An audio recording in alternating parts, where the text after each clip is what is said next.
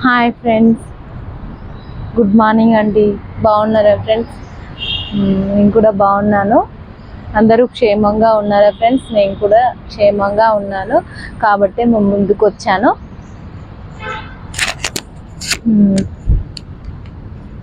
మనం సజీవ లెక్కలో ఉన్నందుకు ఆయనకే స్తుతులు చెల్లిద్దాం, యేసయ్యకే స్తుతులు చెల్లిద్దాం. ఫస్ట్ అయితే ఫ్రెండ్స్, దేవుని వాగ్దానం చదివి వినిపిస్తా ఫ్రెండ్స్. రాసుకొని వచ్చాను, లేట్ అవుతుంది, ఇప్పటికే లేట్ అయిపోయింది కదా ఫ్రెండ్స్, సారీ. మీకు కలిగిన అపవిత్రతను నేను వేసేదను. వినిపించిందా ఫ్రెండ్స్ మీకు? మీకు కలిగిన అపవిత్రతను నేను తీసివేసేదను. మంచి వాగ్దానం అయితే ఈరోజు చదువుకున్నాం కదా ఫ్రెండ్స్. వాగ్దానం చదవని క్రైస్తవ బిడ్డలు ఎవరున్నా సరే వాగ్దానము తప్పకుండా చదవండి, చదివి విశ్వసించండి. మన దేవుణ్ణి మనం గణపరిస్తేనే ఇతరులకు కూడా మన నిజమైన క్రీస్తు గురించి తెలుస్తుంది. కాబట్టి దేవుని తెలిసిన ప్రతి ఒక్క బిడ్డ, జీసస్ని గురించి తెలిసిన ప్రతి బిడ్డ కూడా జీసస్లోనే ఉండడానికి ప్రయత్నం చేయండి. తద్వారా మనకు ఆయన మేలు చేస్తాడు, మన కుటుంబాలకు మేలు చేస్తాడు. మనం నిత్య జీవంలోనికి ఉంటాము. అనేకులు రక్షింపబడాలని ఆయన మన భూమిపైకి వచ్చి మానవ రూపంలో చనిపోయినాడు కదా యేసయ్య. కాబట్టి దానికి ప్రతిఫలము అనేది అందరికీ, నిత్య జీవము అనేది అందరికీ రావాలని మనమైతే కోరుకుందాం ఫ్రెండ్స్.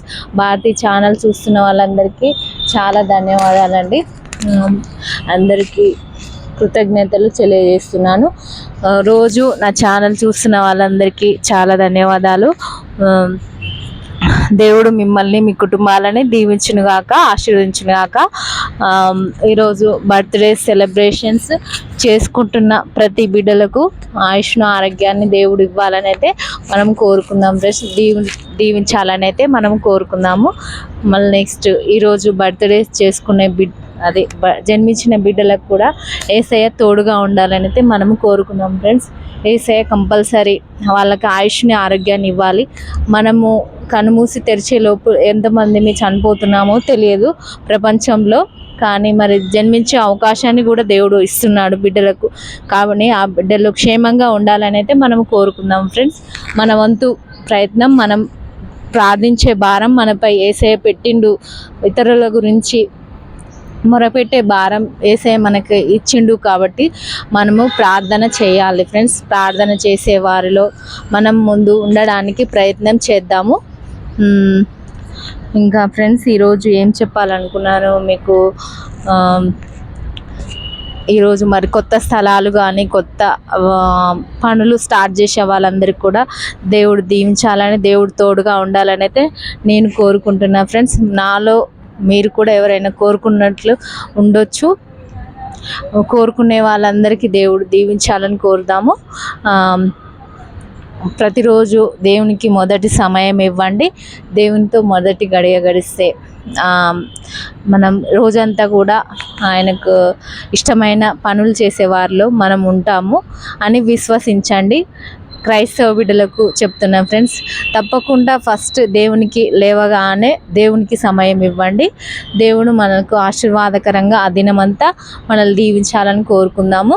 మరి ఆసుపత్రుల్లో ఉన్నవారిని, అనారోగ్యంతో ఎంతోమంది బిడ్డలు పడక పైన ఉన్నవారు కూడా ఎంతోమంది ఉన్నారు కదా, వారందరినీ కూడా యేసయ్య కనికరించాలని కోరుకుందాము. వారి యందు దృష్టి పెట్టాలని మనమైతే కోరుకుందాము. సరే ఫ్రెండ్స్, ఈరోజు ప్రేయర్ టాపిక్ చెప్తాను. ప్రేయర్ టాపిక్ చెప్తా ఫ్రెండ్స్. ఏంటి అంటే, మనము మనకున్న భక్తి చూపించడం, చాలామంది మనకున్న భక్తి ఏంటో మనం ఎలాగ చూపించాలి. చాలామందికి నా చిన్నప్పుడు పాస్టర్స్ కానీ, దేవుని నమ్మిన బిడ్డలు కానీ ఎంతోమంది చెప్పడానికి, మనలో ఉన్న క్రీస్తుని గురించి చెప్పడానికి చాలా ప్రయత్నం చేస్తుంటారు. కొంతమంది క్రైస్తవులు అయితే నెగ్లెక్ట్ చేస్తారు, వదిలేస్తారు, వాళ్ళ లైఫ్ వాళ్ళే చూసుకుంటారు. కానీ మనకున్న దాంట్లో, మనకున్న భక్తిలోనే, మనకున్న దేవుడిపై ప్రేమని ప్రతి ఒక్కళ్ళకు తప్పకుండా చెప్పడానికి ప్రయత్నం చేయండి, చూపించడానికి ప్రయత్నం చేయండి. తద్వారా మనము పాపంలో పడిపోకుండా ఉంటాము మరియు దేవుని కాపుదల మనతోటే ఉంటుంది. ఆ విషయాన్ని మర్చిపోకండి. అది ఈరోజు ప్రే టాపిక్ ఫ్రెండ్స్.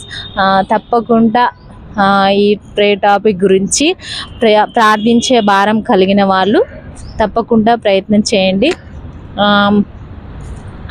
నాకు దేవుడి గురించి తెలిసిన దాంట్లోనే ఎక్కువగా తెలుసు అని అనరు.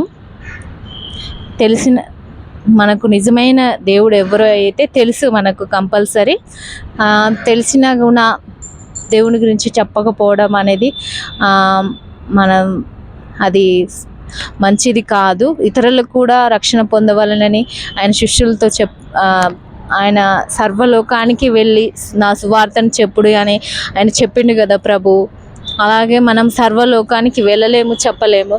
మన పక్క వారితో కానీ ఎవరితో కానీ చెప్పడానికి, మన క్రైస్తవత్వం చూపించడానికి మనం ట్రై చేయాలి ఫ్రెండ్స్. మనం ఏదో చర్చ్కి వెళ్తున్నాం, మనం ఏదో జీసస్ని బిలీవ్ అయినాము అంటే మనము అలాగే ఉండడం కాదు. మన క్రైస్తవత్వాన్ని, మనలో ఉంటున్న క్రీస్తు తత్వాన్ని ప్రతి బిడ్డలకు తెలిసేలాగానే, ఏదో ఒక రూపంలో తెలిసేలాగానే చేయాలి ఫ్రెండ్స్.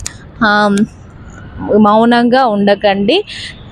అందరూ చాలామంది ఉన్నారు, దేవుని నమ్మిన బిడ్డలు చాలామందినే ఉన్నారు.